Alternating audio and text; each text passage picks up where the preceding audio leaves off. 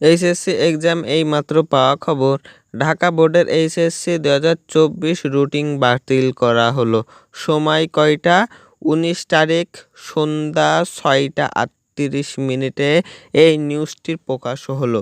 তো এবার আমি অনেক ইউটিউবারে বলছে যে কোনো তথ্য সঠিকভাবে বিবেচনা না করে, সঠিকভাবে না দেখে আপনাদের এটাই বলে দিচ্ছে যে রুটিন বাতিল করা হলো। এখানে কোন বোর্ড থেকে এটা কি করা হয়েছে?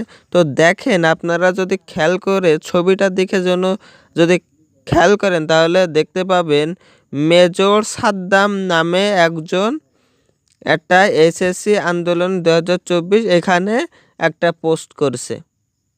তো এসএসসি আন্দোলনে 2026 তো দেখতে পাচ্ছেন এখানে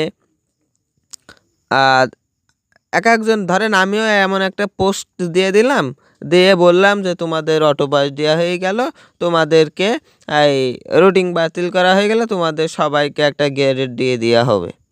যদি এমনভাবে আমি বলে দিই তাহলে কি হবে? না, এটা আমরা পাবো কখন? ঢাকা এডুকেশন বোর্ড থেকে যদি বলে তোমাদের রুটিন বাতিল করে দেওয়া হয়েছে, তখনই তোমরা সিদ্ধান্তই এতে হবা যে তোমাদের রুটিনটা বাতিল করা হয়েছে। তোমরা তার আগে কখনোই রুটিন বাতিলের সিদ্ধান্ত নিবে না। তোমরা একটা দাবি করছো জন্য পরীক্ষাটি আমাদেরকে অটো পাস করিয়ে দেওয়া হয়, কিন্তু এর ভিতরে যে একটা গুজব ছড়ানো হচ্ছে যে রুটিন বাতিল করা হলো, এটা কতটুকু সত্য? এটা আমি মনে করি কোনোভাবে সত্য নয়।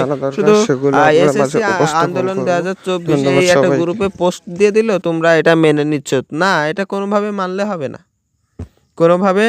হবে না। কারণ আমরা পাবো তথ্য কোথা থেকে? ঢাকা এডুকেশন বোর্ড থেকে যখন আমরা তথ্যটি পাবো, তথ্যটি আমরা সংগ্রহ করে আপনাদের মাঝে উপস্থাপন করব, যখন ঢাকা এডুকেশন বোর্ড থেকে পাবো তখনই মনে করবেন যে এই সত্যটা কারেক্ট। তার আগে আপনাদের এই বিষয়ে কোনো রুটিন বাতিল হয়েছে এই বিষয়ে 100তে 100 বিশ্বাস করার কোনো দরকার নেই।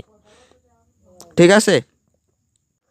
আমাদের সকল প্রকার আপডেট নিউজ পেতে বা এসএসসি এইচএসসি সকল প্রকার আপডেট নিউজ পেতে আমাদের চ্যানেলটি সাবস্ক্রাইব করে রাখুন এবং পাশে থাকা বেল আইকনটি বাজিয়ে রাখুন। ধন্যবাদ সবাইকে জানাচ্ছি সালাম, আসসালামু আলাইকুম।